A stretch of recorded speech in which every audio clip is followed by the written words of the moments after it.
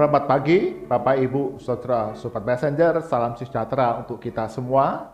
Pagi hari ini kita mengucap syukur Tuhan karuniakan kepada kita satu kehidupan yang baru untuk kita dapat menikmati kasih-Nya, kekuatannya, pertolongannya dalam kehidupan kita.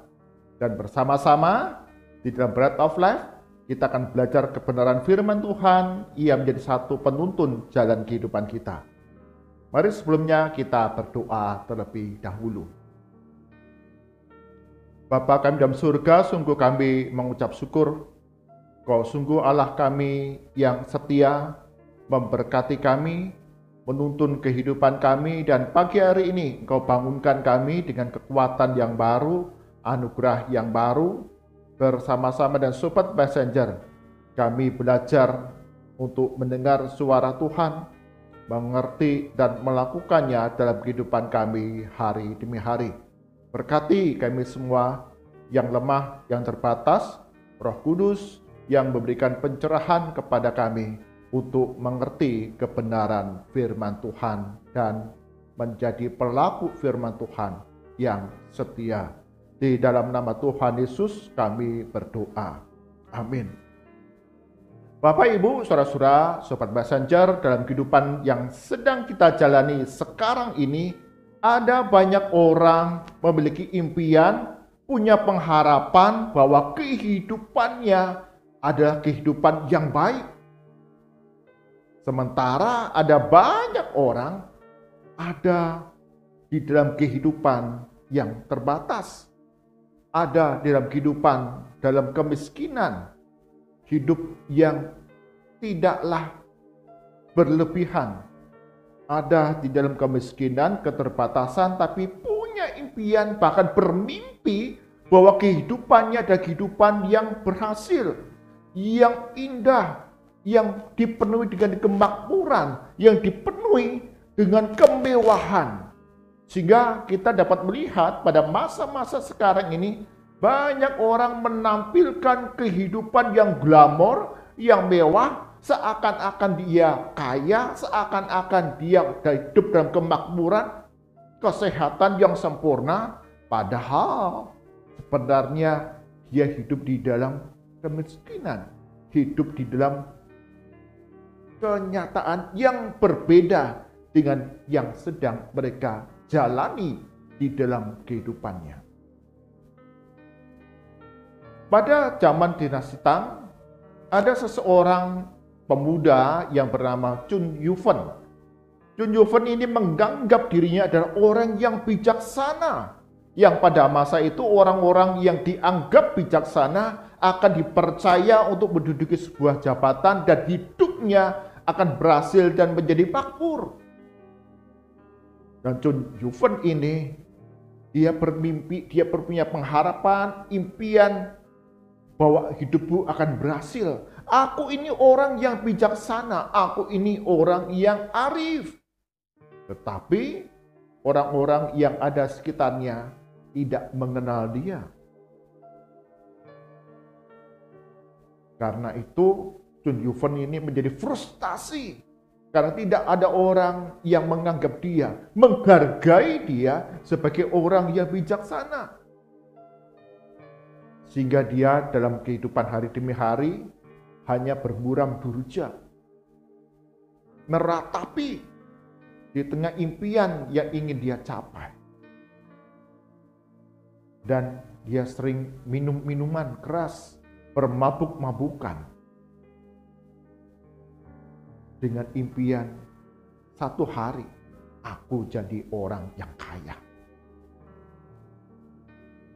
Pada suatu hari, Chun Yufen seperti biasa, dia minum minuman keras di bawah pohon pagoda di halaman rumahnya. Sehingga dia menjadi mabuk, tertidur, dan dia bermimpi. Di dalam mimpinya, Chun Yufen ini kemudian didatangi oleh seorang utusan dari kerajaan pagoda, di mana dia menyampaikan bahwa Chun Yufen ke orang yang bijaksana dan diundang oleh raja untuk datang ke istananya. Yufen begitu senang. Maka dia mengikuti utusan tersebut untuk datang ke istana kerajaan pagoda. Dia melihat, wow, istananya begitu megah dan indah.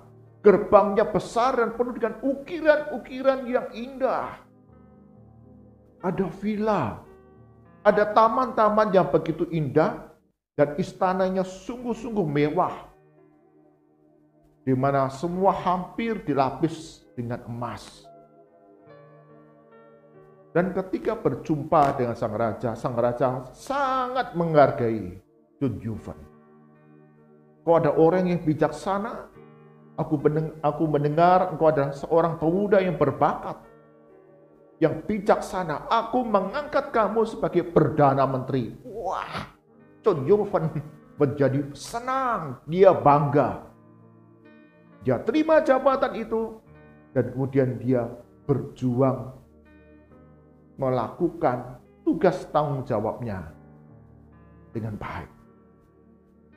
Dengan hikmat bijaksana yang dia miliki, dia dapat mendatangkan kesejahteraan di tengah masyarakat. Wah, raja menjadi senang. Beberapa tahun berikutnya, kemudian Chun Yufen menikahi putri raja. Ada pesta pernikahan yang begitu megah, mewah, dan Chun Yufen hidup di dalam kebahagiaan. Dia bukan saja seorang Perdana Menteri, tapi dia seorang menantu dari raja kerajaan pagoda yang hebat, yang mewah, yang megah. Hidupnya penuh dengan kebahagiaan. Sampai satu hari tiba-tiba kerajaan pagoda ini diserang oleh kerajaan musuh. Bahkan Chun Yufen mengumpulkan seluruh pasukan kerajaan pagoda dan kemudian berusaha untuk mengalahkan musuh yang ingin merebut, menghancurkan kerajaan pagoda. Namun usaha yang dilakukan gagal. Pasukan musuh menguasai kerajaan pagoda. Bahkan di dalam pertempuran yang dijalani, istrinya tewas. Dan kemudian Chun Yufen berusaha untuk melarikan diri. Di tengah pelariannya, dikejar oleh tentara musuh. Chun Yufen terjatuh ke dalam jurang yang sangat dalam.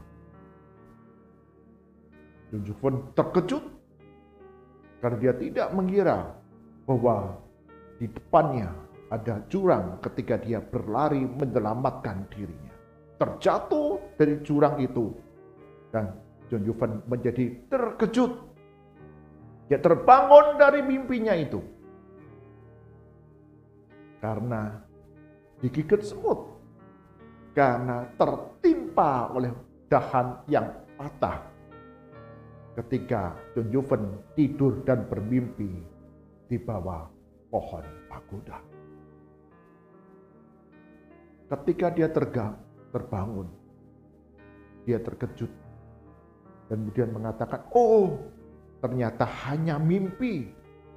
Hidupku yang aku rasa bahagia, aku orang yang bijaksana, penuh dengan kekayaan, itu semua hanyalah mimpi. Bapak Ibu, saudara-saudara, sobat messenger, dalam kehidupan yang kita jalani ada banyak orang pada zaman sekarang ini berlagak hidup mewah, berlagak sebagai orang yang kaya, berlagak sebagai orang yang bijaksana, meski sebenarnya hidup realitanya tidaklah sama seperti apa yang menjadi impiannya, apa yang sedang dilakukannya. Mereka sedang bermimpi dengan menjalani kehidupan yang penuh dengan kepalsuan. Melakukan segala cara untuk menampilkan kehidupan yang makmur, yang mewah, yang kaya, yang sukses dalam pandangan dunia. Sehingga di dihargai, sehingga dianggap, sehingga memiliki nama popularitas di tengah masyarakat. Hal yang sama terjadi di sebuah negara di Afrika, yaitu negara Kongo. Ada satu suku di dalam negara Kongo ini. Mereka punya moto, yang penting hidup mewah, yang penting hidup dalam glamor, hidup yang nampak sebagai orang kaya, meski sebenarnya mereka adalah orang-orang miskin. Mereka tidak segan-segan bekerja keras untuk kemudian pendapatannya, penghasilannya dibelikan sebuah baju bermerek, branded, supaya ketika dikenakan banyak orang menjadi kagum, wah engkau orang yang kaya. Membeli HP yang selalu terbaru, oh engkau orang yang berhasil. Tapi sebenarnya kehidupannya ada di dalam kemiskinan. Pendapatan dia peroleh digunakan semuanya untuk menampilkan gaya hidupnya di impiannya dia. Hidup di dalam mimpi karena tidak sesuai dengan apa realita kehidupan mereka. Bahkan tidak segan-segan mereka kemudian berhutang sana sini untuk dapat menampilkan gaya hidup yang menjadi impian mereka. Ini menjadi satu kewaspadaan dalam kehidupan kita pada zaman sekarang ini, di mana kita digoda untuk menampilkan kehidupan yang mewah, yang glamor, yang nampak sebagai orang yang sangat makmur dalam kehidupan kita, dianggap orang yang bijaksana dan pandai, sehingga banyak orang menghargai keberadaan kita, memandang diri kita, menghormati diri kita. Sehingga tidak segan-segan ada orang-orang menampilkan satu penampilan yang tidak sama dengan kenyataan hidup yang sedang dijalani. Di dalam kitab Amsal 19 ayat 8 dan 9 mengatakan demikian. Amsal 19 ayat 8 dan 9 mengatakan demikian. Siapa memperoleh akal budi, mengasihi dirinya. Siapa berpegang pada pengertian, mendapat kebahagiaan. Saksi dusta tidak akan luput dari hukuman. Orang yang menyembur-nyemburkan kebohongan akan binasa. Firman Tuhan mengingatkan kepada kita bahwa sebagai orang yang memiliki akal budi akan mengasihi dirinya. Siapa berpegang pada pengertian mendapat kebahagiaan. Artinya di sini kita memahami, mengenal akan kehidupan kita, mengenal diri kita apa adanya, dan menampilkan gaya hidup yang sesuai dengan kehidupan yang sedang kita jalani. Kita tidak berusaha menampilkan sesuatu yang yang bukan milik kita, bukan diri kita, tapi mengucap syukur senantiasa akan kehidupan yang kita jalani bersama dengan Tuhan. Mengenal Tuhan yang memelihara kehidupan kita, mengenal diri kita sebagai anak-anak Tuhan yang dipelihara. Karena kita tidak akan dibiarkan tergeletak. Anak cucu kita tidak akan dibiarkan hidup di dalam segala kekurangan ketika kita hidup setia kepada Tuhan. Tidak menampilkan sebuah kebohongan, tapi satu realita kehidupan. Di tengah keterbatasan, aku tetap melakukan kebenaran firman Tuhan. Aku tetap mau hidup jujur, karena Tuhan yang memelihara kehidupanku. Karena Tuhan yang mengasihi aku dan aku berharga di mata Tuhan. Ketika kita punya kesadaran seperti ini, kita tidak akan berjuang untuk kemudian menjadi saksi dusta. Tidak menyembur-nyemburkan kebohongan. Berusaha menampilkan diri kita yang hebat, yang kaya, yang makmur, yang bijaksana, yang bukanlah diri kita, demi untuk mendapatkan perkenanan dari manusia. Bapak, Ibu, saudara-saudara, sobat messenger, berhati-hatilah di tengah berbagai macam-macam godaan dunia sekarang ini. Kita selalu mencari perkenanan Tuhan, bukan perkenanan manusia. Karena kita berharga di mata Tuhan. Tuhan peliharakan kehidupan kita, apa adanya kita. Tuhan mengasihi dan menopang kehidupan kita untuk berubah hari demi hari menjadi anak Tuhan yang setia. Itulah hamba yang berhasil, itulah anak yang sukses dalam pandangan Tuhan. Tuhan akan menolong kita ketika kita hidup dalam kebohongan, ketika kita hidup dalam dusta dan kepalsuan. Maka dikatakan kebinasaanlah yang akan kita alami. Kita sudah melihat ada banyak orang menampilkan kebohongan-kebohongan dengan hidup penuh dengan kekayaan yang palsu, keberhasilan yang palsu, dan menerima akibat yang buruk dalam kehidupannya. Tetapi kita anak Tuhan, ketika kita setia kepada Tuhan, hidup dengan apa yang Tuhan kehendaki, maka kebahagiaan itu akan kita alami apapun situasi keadaan kita.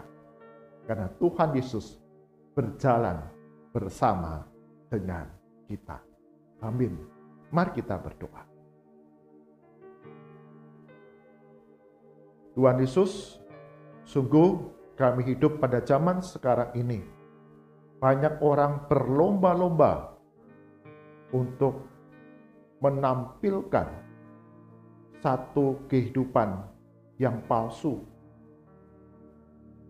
agar dihormati, agar dihargai oleh sesama manusia. Kami hidup dalam kepalsuan, menampilkan keberhasilan, menampilkan kebijakan, menampilkan kekayaan, kemakmuran, keberhasilan, kesuksesan menurut apa pandangan dunia, bukan menurut apa yang menjadi kehendak Tuhan. Ampuni apabila kami anak-anak Tuhan tergoda untuk menampilkan kepalsuan hidup. Kami menuruti arus dunia ini. Tolong kami untuk kami menjalani kehidupan kami dengan penuh ucapan syukur dalam segala perkara, kondisi, keadaan kami. Kami percaya Tuhan Yesuslah yang pegang, pimpin, tuntun langkah hidup kami. Kami diajar untuk mengucap syukur segala hal yang Tuhan kerjakan dalam kehidupan kami. Karena di sanalah ada bahagia, ada berkat, ada tuntunan yang diberikan dalam kehidupan kami setiap hari. Kami serahkan ya Tuhan untuk setiap kami, sobat messenger, dalam berbagai rupa-rupa kehidupan yang sedang kami jalani. Kami hidup dengan penuh ucapan syukur. Tuhan yang memberikan sesuai dengan apa yang sanggup kami tanggung dalam kehidupan di tengah dunia ini. Berkati sobat messenger, kami tidak menjadi sombong, kami tidak hidup dalam impian, khayalan, mimpi kosong kami, tapi hidup dengan penuh ucapan syukur, menghitung berkat Tuhan yang melimpah dalam kehidupan kami. Sehingga kami tidak tergoda oleh rupa-rupa godaan dunia ini. Dan serahkannya Tuhan sepanjang hari ini, dalam segala aktivitas kami, dalam pelayanan kami, dalam usaha pekerjaan kami, dalam studi kami. Engkau yang memberkati, Engkau menjagai kami, peliharakan kami, jauhkan kami dari malapetaka, jauhkan kami dari niat jahat sekelompok orang, bahkan segala hal yang kami kerjakan, kami lakukan Tuhan Yesus akan membuatnya berhasil menjadi berkat bagi banyak orang yang ada di sekitar kehidupan kami. Kami serahkan ya Tuhan untuk setiap kami, keluarga Sobat Messenger, senantiasa Tuhan peliharakan kehidupan kami. Bagi kami yang sakit, yang lemah tubuh, Tuhan Yesus akan sembuhkan, pulihkan kami. Bagi kami yang bergumul, berbeban berat dalam kehidupan kami tidak pernah menjadi putus asa, tapi terus berseru berharap kepada Tuhan Yesus, memberikan pertolongan, kekuatan, untuk kami dapat menanggungnya, melakukan bagian kami, dan Tuhan Yesus memberikan pemulihan bagi kami. Bagi kami yang berduka, bersedih, Tuhan Yesus juga akan berikan penghiburan yang sejati. Kami hidup semakin hari semakin dekat dengan Tuhan, mulai pembacaan firman Tuhan, mulai doa-doa kami, mulai puji-pujian rohani yang kami naikkan, bahkan ibadah-ibadah dan selenggarakan. Sungguh membuat iman percaya kami kepada Tuhan Yesus semakin teguh, semakin kuat di tengah berbagai rupa-rupa tantangan kehidupan yang kami jalani. Kami berdoa untuk kota Kudus ataupun tempat di mana kami tinggal, dan juga bangsa dan negara kami Indonesia.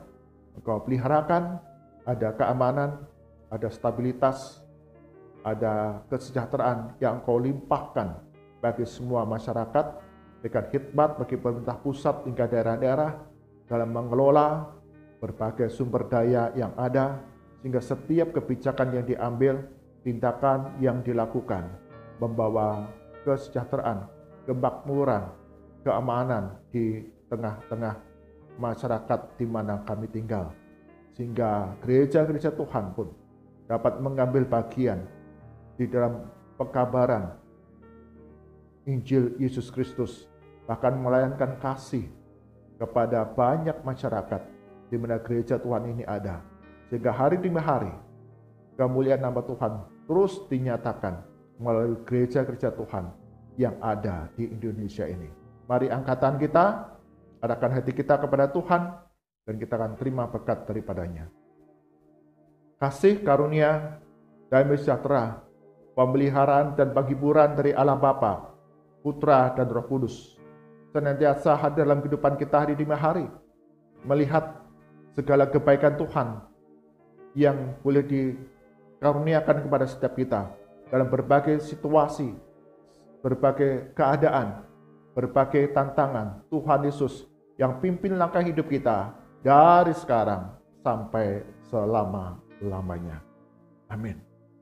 Bapak Ibu, saudara-saudara Sobat Messenger, kita sebagai anak-anak Tuhan, jangan sampai kita tergoda oleh tawaran dunia ini yang ingin menampilkan satu kehidupan yang dipandang kaya, yang dipandang berhasil, yang dipandang sukses dan bijaksana menurut ukuran manusia. Tapi hiduplah sesuai dengan apa yang Tuhan kehendaki, yaitu sebagai anak-anak Tuhan, hamba-hamba Tuhan yang baik, yang mendengar dan melakukan kehendak Tuhan dengan setia sampai akhir hidup kita. Dan di sanalah kebahagiaan itu dicurahkan bagi kita semua. Tuhan Yesus berkati kita semua. Amin.